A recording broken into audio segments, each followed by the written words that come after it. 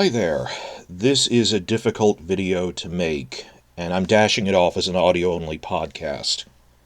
But this is a follow-up to my preceding one on George R. R. Martin's recent blog posts about House of the Dragon Season 2 and complaining there's worse to come, and how clearly this was a warning shot giving a softball complaint not about what he's really upset about. And as others pointed out, bigger than me, that if he wanted to really fight them, he could. It's he wants them to listen to him and make some changes, that he feels like he's cut out of the loop, and that he wouldn't be making these complaints if he felt there was no hope. Still, in my first video I said most of this is probably directed at the studio. And now I'm wondering just how much of this is directed at Condal. And the thing I want to stress in all of this is people jump to their own conclusions, and the reality is we don't know. And I wanted to just, as a thought experiment, lay out what do we know, what don't we know. And I guess the question in this is Martin fighting with Condal, and if he is, over specifically what? Because it wasn't just the initial burst of things going, oh, he's upset about cutting Maelor. That was clearly part of it. But as more people point, I'm going to leave up my original video because the bulk of this is you can't have 2 episodes cut off the end and say studio meddling isn't a problem. That simply due to time constraints, Condal would be cutting some content that he doesn't want to, even if he wanted to change other things regardless of cuts. So that's a tangible thing I can point to and campaign against and fight, and I'm going to make videos explaining the funding problems at Warner Discovery in the coming week. But I really felt everyone deserved a follow-up here without resorting to memes or yelling. What exactly are they disagreeing about, if indeed they are disagreeing? Because I don't want to have a simplistic answer, that the more I think on it, the more contradictions arise, and little things, big things, and maybe it's that Martin is just fed up with why don't people ever just make what I tell them to make, even if Condal isn't doing anything that's necessarily bad in isolation as a TV show. It's just, dude, this isn't the story I wrote. But then again, Condal was really, really faithful to the story in Season 1, and much of Season 2 was still clearly written by a book fan. There's parts where I think the blurry part here is when you do have to fill in the gaps sometimes because it's a in-universe history book, and obviously they made some changes. Maybe they went too far, too little.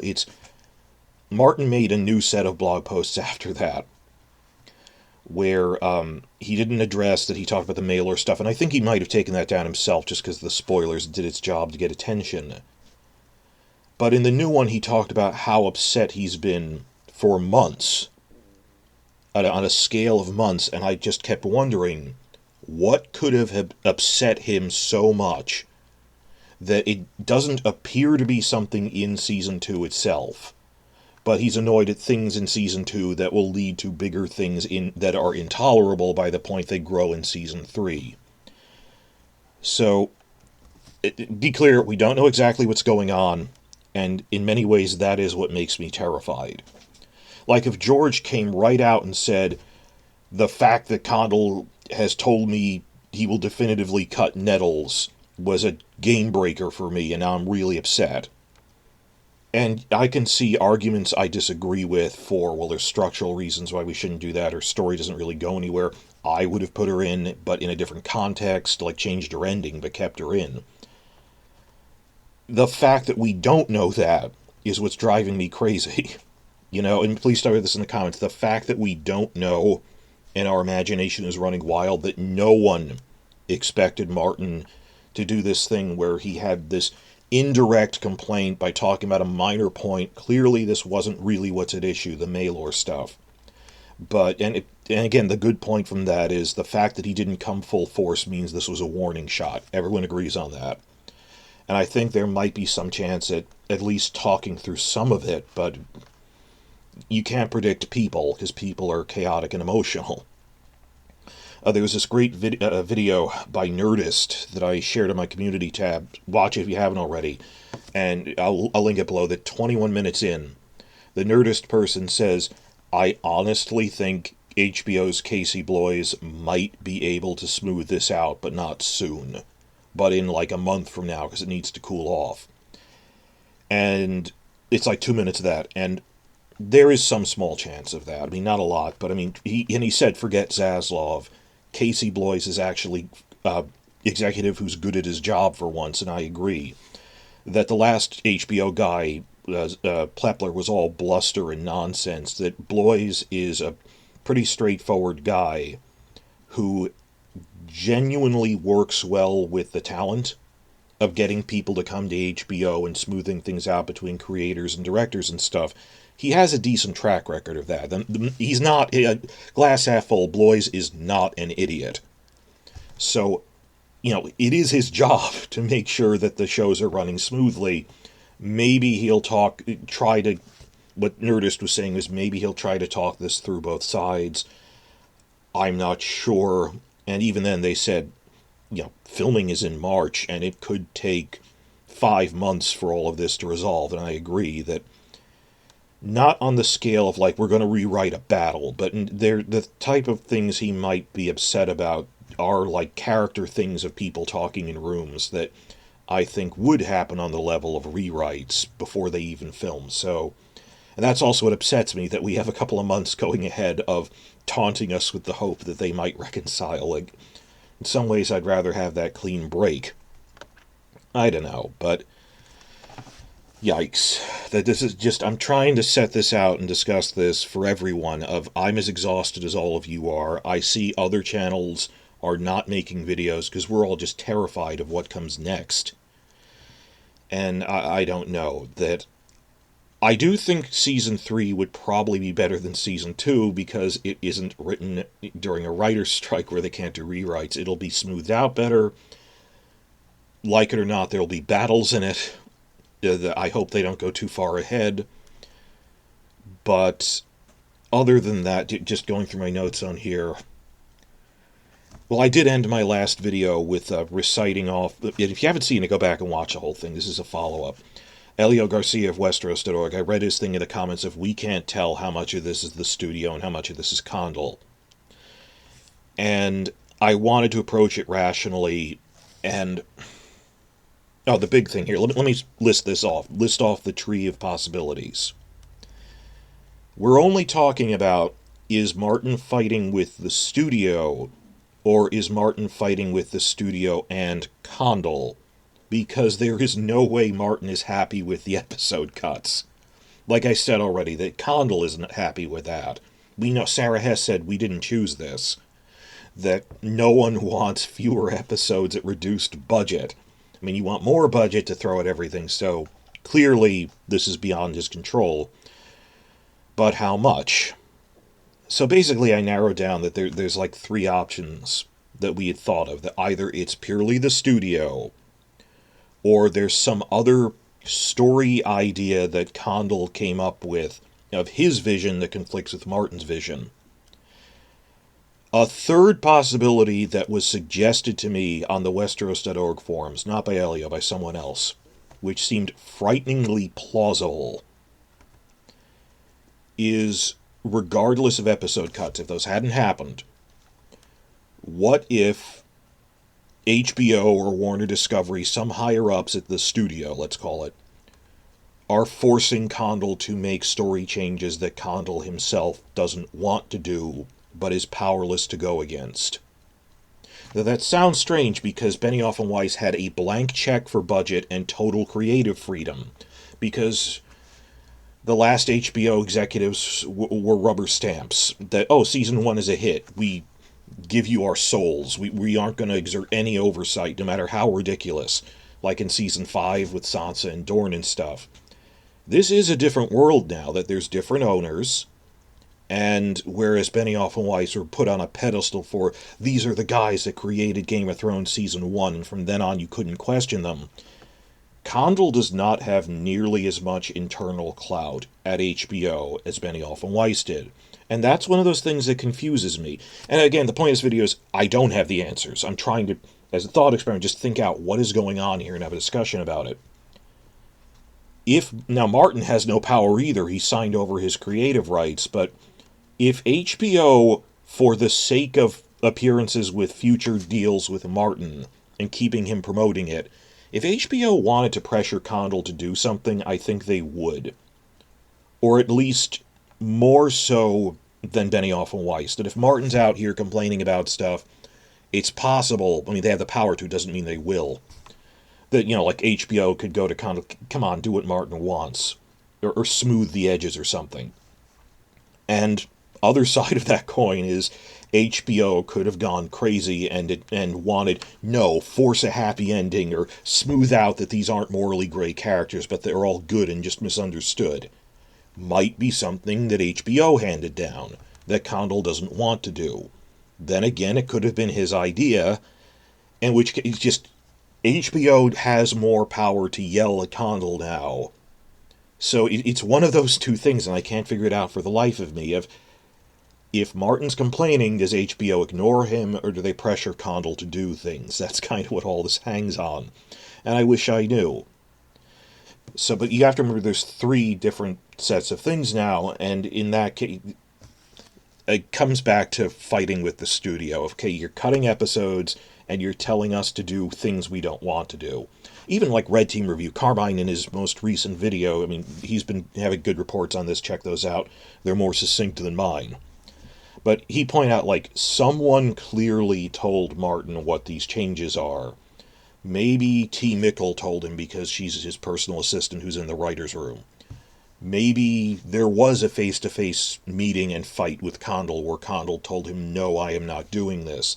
Or maybe Condal himself, another scenario is Condal said HBO is forcing me to do something I don't want to do and has nothing to do with episode cuts. I hate not knowing that if you think there is a definitive clear answer, there's a couple of scenarios that no matter how unlikely, I can't rule out. I'm basing this on what can I rule out. There's a couple of things I can't rule out. So is it that the writers have this different vision? And another thing with season 2 is, while I did give Condal benefit of the doubt that this season 2 was written, the writer's strike, they couldn't do rewrites,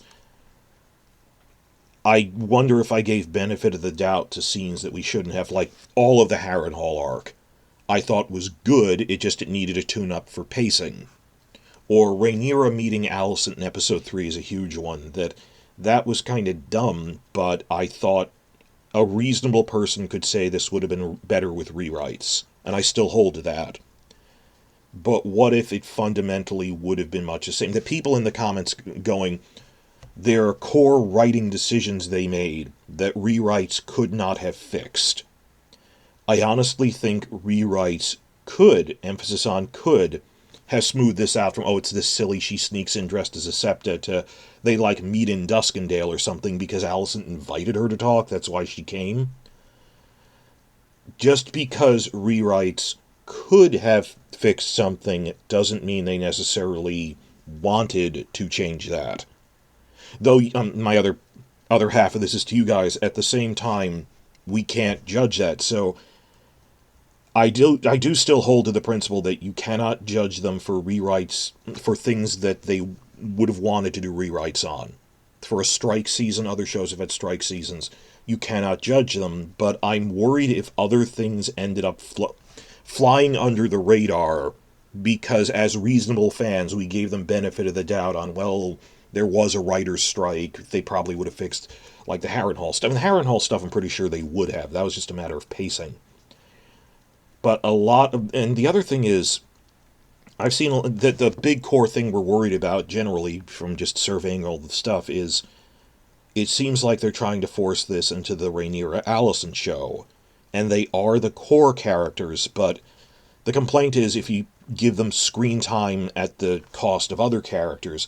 And it's not a zero-sum game. I mean, think about it, like most of Jace's scenes or Baela's scenes were with Rhaenyra. It doesn't diminish either of them because it's a shared scene.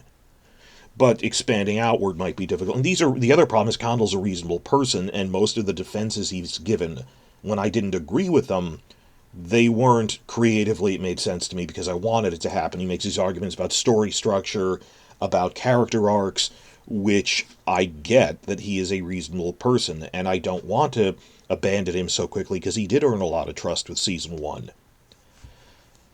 And I hate not knowing how much or how little of this, and again, people who went instantly, this is Sarah Hess's fault because she's a woman, and a gay woman, and oh, she must be the one pushing Rainier Allison. For all we know, that was Condal's idea. For all we know, from the actors said, they just kind of came up with it organically on set, and maybe Condal has internalized it as a really good core idea. But that helps no one when you single out Hess like that, when it's Condal is apparently the one defending. It's not like Hess is forcing Condal to do things. So going back and forth over who wanted this, who didn't, I don't know. That up until now, I still think it is possible that Condal is being forced to do things he doesn't want to do due to story cuts. I mean, the big thing I pointed to is we know they wanted Kragan Stark showing up in the Season 2 finale with the Stark army, and now he doesn't. And does that mean he's cut from Season 2? What? Maybe it means they're doing more stuff in the North, someone told me. I don't know. And all the stuff about Nettles, and like I said before, I thought if that scene with Rhaena and Elena in Season 1 was meant to, she will be the Nettles of this, wouldn't Martin have known that since Season 1? That what changed in terms of a timeline from Martin's blog, and that's kind of what I want to get to in this, sorry for my rambling, and I'm 16 minutes into this. What do we know in terms of a timeline? And this is pretty new stuff. Martin said he had a great time at the Season 2 writer's room, the initial writer's room before filming in 2023. And Condal promised him he'd do things in Season 3 that now he's not promising. But another thing pointed out to me, and this is the big part, Martin had a big blog post this past fall of 2023, when they were near the end of filming, and you saw those photos of him at the Harrenhal set in front of the Godswood. And he was still very positive. Now, maybe they just didn't tell him about changes they intended yet, but through the end of filming, through this last fall, 12 months ago at this point, Martin was pretty enthusiastic about this. When well past the initial filming, writing planning, but when filming was almost done, he was still very much on board with this, from that blog post, from the set visit. And going through his new blog posts, that's what this video is about, he made it clear that this spring, well, first half of 2024, was a very, very miserable time for him. First off, his oldest friend died, Waldrop, and that he had known Howard Waldrop, he had known him since high school. He knew this man for 60 years. Can you imagine that? I'm not that old, 60 years old yet, but knowing someone for 60 years, your longest friend. And people going, oh, Martin is just, why aren't you writing, George? I don't want to meet the person who wouldn't be messed up for half a year after a friend they had for 60 years died. You know, that he is a human being, damn it. And how callous is it of him to, shrug off that person died. That you've, Gardner Dozois, who's been his editor for 30 years, when he died, the man who edited Princess and the Queen. Now, I was shaken about that. I didn't even know the guy. Just, wow. So, that he was really upset for a couple of months after Howard Waldrop died on January 14th. I understand that. He said it really messed up the pace at which I was writing and everything. And maybe that just put him in a foul mood for other changes he didn't want. If Condal was insisting on things that had nothing to do with budget cuts. But he said sometime after that, earlier this spring, is when Martin made that big blog post about the adaptation tango, is what he called it. And he said, I hate it how writers try to make the story their own, and it's rarely good. And at the time, I thought, oh, he's just thinking back on Game of Thrones, but maybe he is talking about something Condal did. And maybe it's that Condal doesn't want to admit HBO is forcing me to do this, I don't know. To sum up, on their own, even extended into Season 3, I can't see what would be big enough changes to bother Martin so much. Or if we do come up with a really ridiculous change, like, oh, they're going to completely, like, have Rhaenyra live at the end or something, I can't believe Condal would actually do that.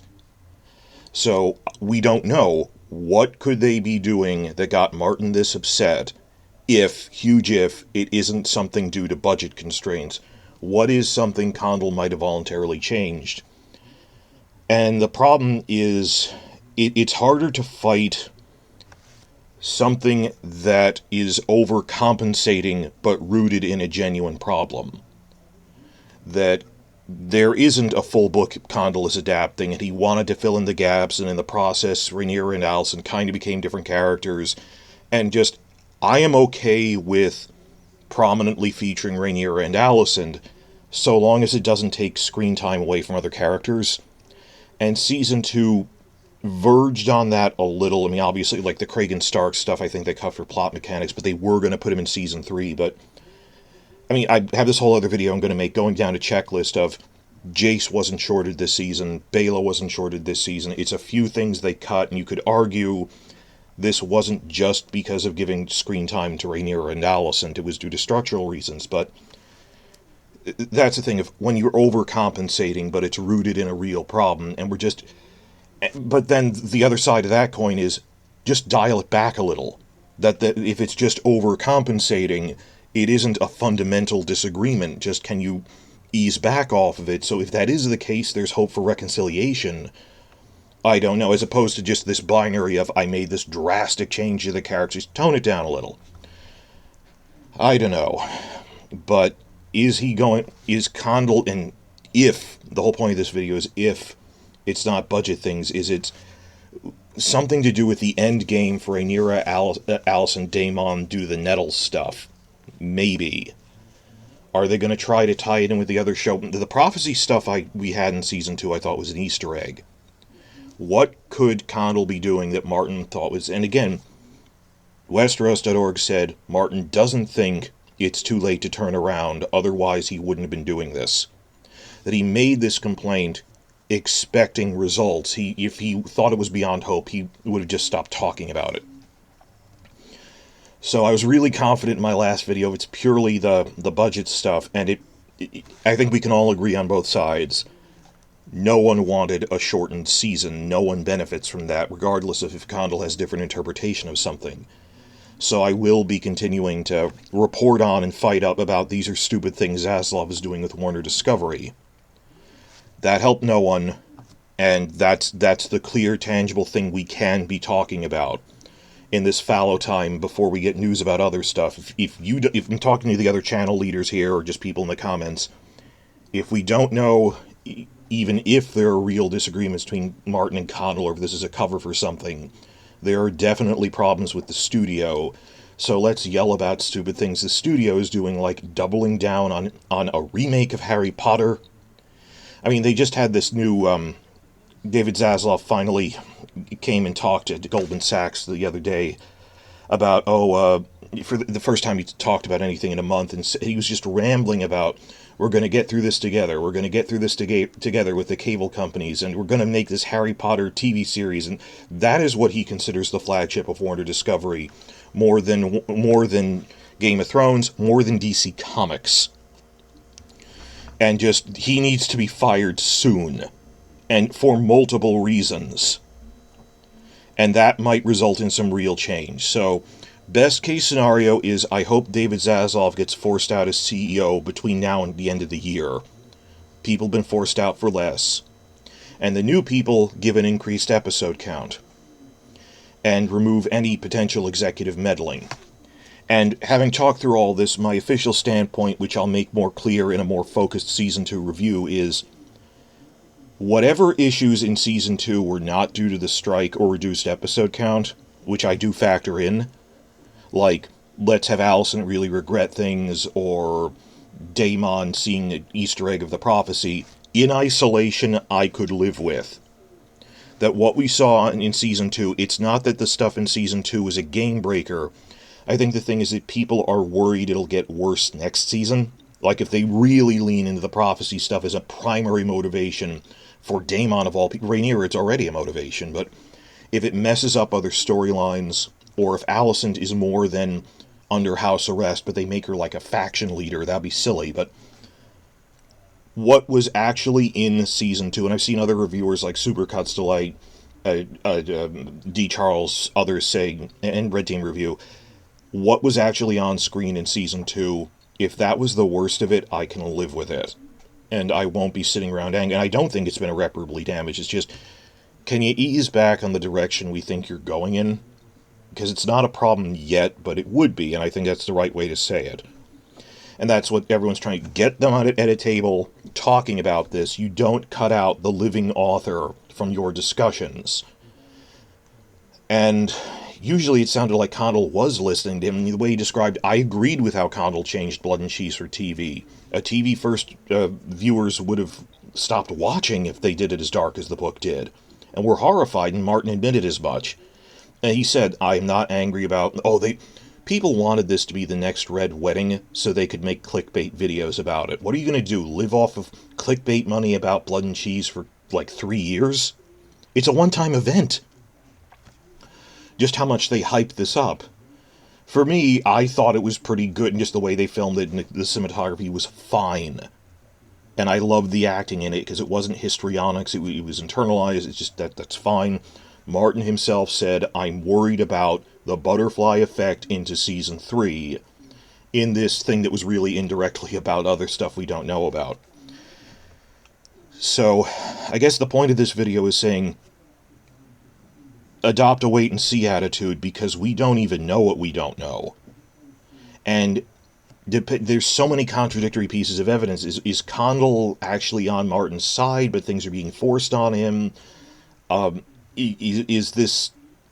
Whatever they're talking about, it's not what's at face value. Martin is indirectly referring to the more toxic butterflies in seasons 3 and 4. The one thing we can tangibly fight against and analyze and make videos about is, dear God, you cut them to 8 episodes, this is insane. So that is something I will be focusing on, and just wait-and-see attitude. We don't know what exactly is going on behind the scenes between Condal and Martin, if it's really about the studio, or if there are some complaints, what the heck they even are. That just whatever it was something Martin could get really upset about earlier this year, well after the writing on Season 2, when he'd already done a set visit late into the filming of Season 2. I think it had more to do with early this spring, must have been the planning meeting for Season 3, and someone told him about it, is when that shift happened. And maybe it's the telephone game, it got distorted, maybe it's something else. Everything Condal has said seemed semi-reasonable in his defenses of things, and just... Or maybe it's a party line he's quoting, but listen to the defense podcast he made, where he seems like... Preston and Red Team have already pointed this out. He seems reasonable, but he wasn't talking about what's coming, as he's avoided talking about Nettles. So... I wish we knew. So if Martin just came out and said, I'm angry they cut Nettles, that would be better than there's all this stuff you don't even know about. Is that what he's referring to? So, I'm urging caution and not jumping to conclusions, because even I don't know what the heck is going on. Preston and Carmine have said, we don't really know what the heck is going on. And things are weird. But what we can do is point to the disastrous Warner Discovery budget cuts. And I will keep you posted as every new piece of info comes out. This is news in progress.